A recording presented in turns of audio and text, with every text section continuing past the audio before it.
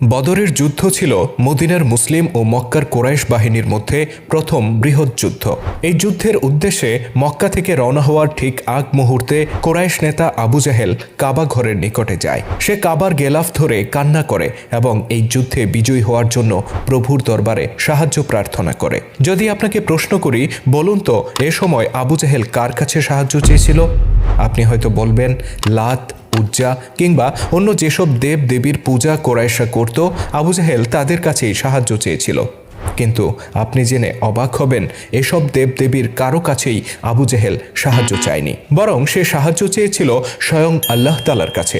আল্লাহর নবীর বিরুদ্ধে যুদ্ধ করতে যাওয়ার আগে আল্লাহর নবীর ধ্বংস কামনা করে সেই আল্লাহর কাছেই সাহায্য চাইল আবু জাহেল। কি কথাটি শুনে খুব অবাক হলেন তো? চলুন বিস্তারিত জেনে আসি সেই ঐতিহাসিক ঘটনার।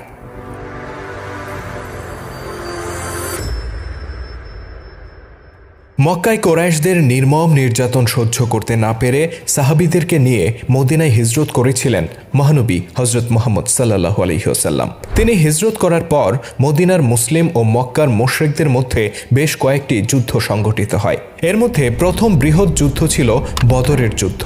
এই যুদ্ধে মক্কার কোরাইশদের উদ্দেশ্য ছিল আল্লাহ নবী ও তার সাহাবীদেরকে হত্যা করে আরবে নিজেদের আধিপত্যকে অক্ষুণ্ণ রাখা। এই যুদ্ধে তাদের নেতৃত্ব দিয়েছিল ইসলামের সবচেয়ে বড় দুশমন, এই উম্মতের ফেরাউন হিসেবে অভিহিত আবু জাহেল।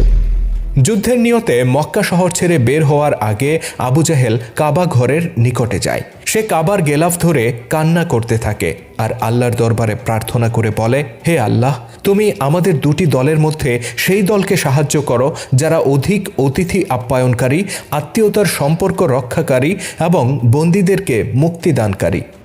হে আল্লাহ, মোহাম্মদ যদি সত্যের উপর থাকে তবে তুমি তাকেই সাহায্য করো, আর যদি আমরা সত্যের উপর থাকি তবে আমাদেরকে সাহায্য করো। হে আল্লাহ, তুমি সাহায্য করো আমাদের দুই দলের মধ্যকার সেরা সেনা দলকে, সেরা হেদায়েতপ্রাপ্ত ও সেরা সম্মানিত দলকে। এই ছিল মক্কা ছেড়ে যুদ্ধের উদ্দেশ্যে রওনা হওয়ার আগে আল্লাহর দরবারে আবু জাহেলের ফরিয়াদ। অতঃপর আবু জাহেলের নেতৃত্বে কোরাইশ বাহিনী রওনা হয়ে যায় মদিনা আক্রমণের উদ্দেশ্যে। বদরের ময়দানে দুই পক্ষ একে অপরের মুখোমুখি হয়। একদিকে রাসূল সাল্লাল্লাহু আলাইহি সাল্লাম এর নেতৃত্বে মাত্র ৩১৩ জন সাহাবী, অন্যদিকে আবু জাহেলের নেতৃত্বে প্রায় ১০০০ কোরাইশ। যুদ্ধ শুরু হওয়ার ঠিক প্রাক্কালে পুনরায় আবু জাহেল আল্লাহর দরবারে প্রার্থনা করে। সে বলে, হে আল্লাহ, আমাদের মধ্যে যে দলটি তোমার কাছে অধিক প্রিয় এবং যাদের প্রতি তুমি অধিক সন্তুষ্ট, আজকে তুমি তাদেরকে সাহায্য করো।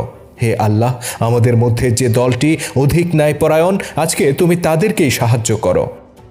হে আল্লাহ, আমাদের দুই দলের মধ্যে যে দলটি আত্মীয়তার সম্পর্ক ছিন্নকারী এবং আমাদের নিকটে এমন বস্তু আনয়নকারী যার সম্পর্কে আমরা জানি না, তুমি তাদেরকে ধ্বংস করে দাও।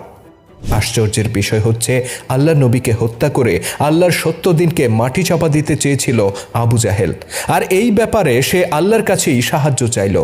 বিষয়টি খুব অদ্ভুত শোনালেও এটা ঐতিহাসিক সত্য ঘটনা। সিরাত গ্রন্থ এবং প্রসিদ্ধ হাদিস গ্রন্থগুলোতে এই ঘটনার সুস্পষ্ট উল্লেখ রয়েছে।